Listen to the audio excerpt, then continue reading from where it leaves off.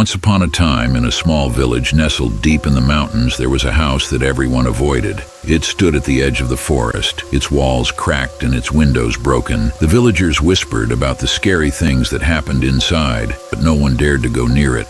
I was just a young boy then, but I remember the stories my grandfather told me. He said the house was cursed, and strange things happened there. People would hear whispers and screams coming from inside. One day, when I was much older, my curiosity got the better of me. I decided to explore the house, even though everyone warned me not to. I thought I could find out what was really going on there. Little did I know, I was about to experience something truly terrifying. It was a dark and cold night when I approached the house. The moon was hidden behind thick clouds, making everything look spooky.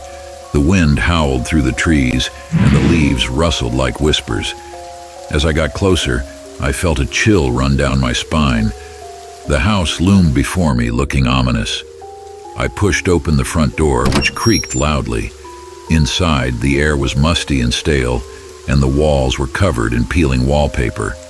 Shadows danced on the walls, lit by my lantern. I stepped inside, my heart pounding. The first room was empty, with broken furniture scattered around. I called out, "Hello? Is anyone here?" My voice echoed back, sounding eerie. I kept moving deeper into the house, each step bringing me closer to something unknown. As I explored the rooms, I noticed strange symbols on the walls. They looked twisted and creepy, as if they had some kind of dark power. The further I went, the more these symbols appeared, leading me somewhere. In one room, I found an old journal on a desk. The pages were yellow and fragile, but I could still read the writing. The entries were written by someone named Akira, who used to live in the house. He wrote about strange things happening, shadows moving on their own, and a presence that watched him all the time. One entry caught my eye. "Tonight I saw her again. She stood in the corner, her face twisted in pain. Her eyes followed me everywhere. I can't escape her. I fear for my sanity." I shuddered, feeling scared. Who was she? What happened to Akira? As I kept reading, the shadows in the room started to move, as if they were alive. The air grew colder, and I heard a soft whisper. I looked up, and there she was, the woman from Akira's journal. Her face was pale, her eyes hollow and full of sadness. She floated towards me, barely visible in the dim light. "Leave," she whispered, her voice barely audible. "Leave now." But I couldn't move. Fear had frozen me in place. The woman's form became clearer, and I could see the pain on her face. She reached out a hand, and I felt a cold touch on my skin.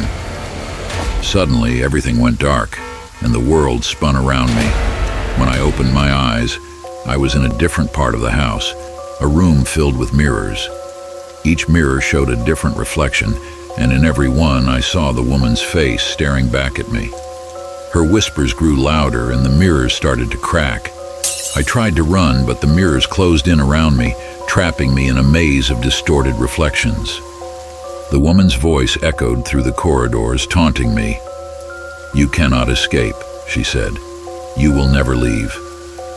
Desperate, I smashed one of the mirrors with a nearby chair. The glass shattered, and a bright light filled the room.